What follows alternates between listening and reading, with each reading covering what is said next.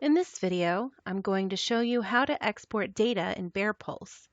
Here, I'm going to use exporting impacts as an example, but the procedure is the same for any data point: impacts, users, events, registrations, and so on. If you have administrative status in a group or course page, you can access data about your group. If you're evaluating a program, conducting assessment, or writing a report, you may find it useful to export data into an Excel sheet for analysis. I'm going to use my dummy course to show you how to do this.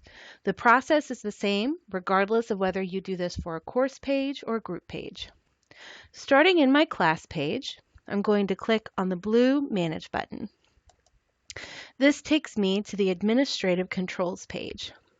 In the left navigation, I'm going to click on Impacts and then select Manage Impacts from the drop-down menu.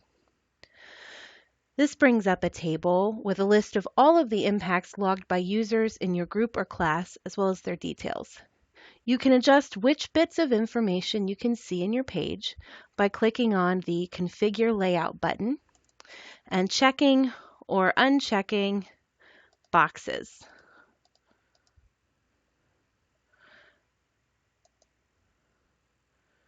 Once you're ready to export a list, click on the blue Actions button on the top right and select Export.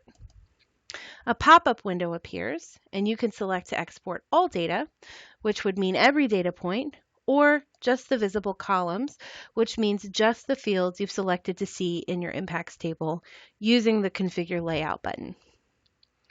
Since I've already made the selections for which data I want to see right now, I'm going to select Visible Columns and click Export.